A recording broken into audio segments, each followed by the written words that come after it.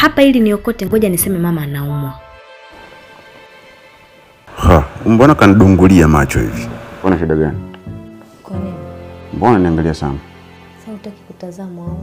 Hapa niende taratibu, maana nitaharibu. Okay. Kuna kitu nataka nikwambie. Trouble is coming.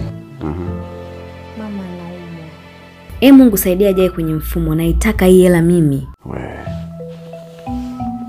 Pole. Unaumwa nini? Taarifa gani hizi mimi hata sijajipata jamani? Ni maradhi yake tu ya kila siku. Limenikazia macho paka naona aibu kuliangalia. Pole. Nataka aje da kutibiwa, maana ndo kuna hospitali nzuri. Kwani Zanzibar kuna hospitali?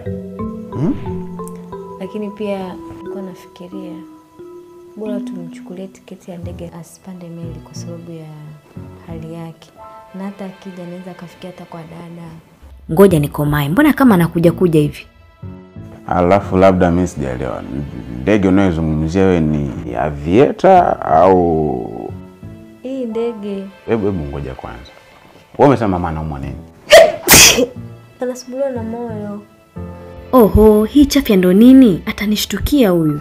Mama, sikiliza, tusianze kuhangaisha kusumbua watu jumuiya, sijoje tuchangie. Huyu nishamshtukia, sasa ngoja nimtoke kama stoki. Zanzibar kuna hospitali inaitwa AMS. Wao ni mabingwa kutibu magonjwa yote sugu ambayo mama anamsumbua. Wanapatikana vitongoji vyote vya Zanzibar. Picha inaanza pale, wana madaktari wote wa kizungu. Madaktari kutoka Misri huko, madaktari wengine kutoka nchi za watu, pia na Watanzania nao wapo. Wale wana uwezo wa kutibu mama aina yoyote ya ugonjwa, kwa sababu sidhani kama kuna gonjwa lolote sugu wale wanashindwa kulifanya. Hivyo vifaa vya kupimia wanavyo au ndo hivyo tena? Hapa najibaraguza maana kashanishtukia. Aliyekwambia pale ni kama kwa mama ntilie nani kusema kwamba ikifika saa 10 tu chakula kipo. Pale mboga vyakula viko muda wote, yani mashine za x-ray. Kuna hizo mashine za mdundishaga moyo ile kudu. Kama kwenye movie unaangaliaga zile. Naona anakaribia kuiva, ngoja sasa nimpalilie.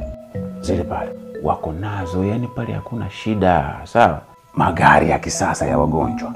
Mnaita ambulance. Wiu. Tumwache akae Zanzibar, atibiwe na AMS, mbona iko hizi? Au nimwambie twende Zanzibar tukamwone mgonjwa nione kama sura itamshuka. Wewe tu mpendaji mama wangu. Sasa yametokea wapi mama? Mission passed. Mwanaume baili wewe sije kuona. Hapa sijui nifanyaje, ndo nishakosa hela mimi. Au ulikuwa unataka kunipiga wewe? Toa za kwako.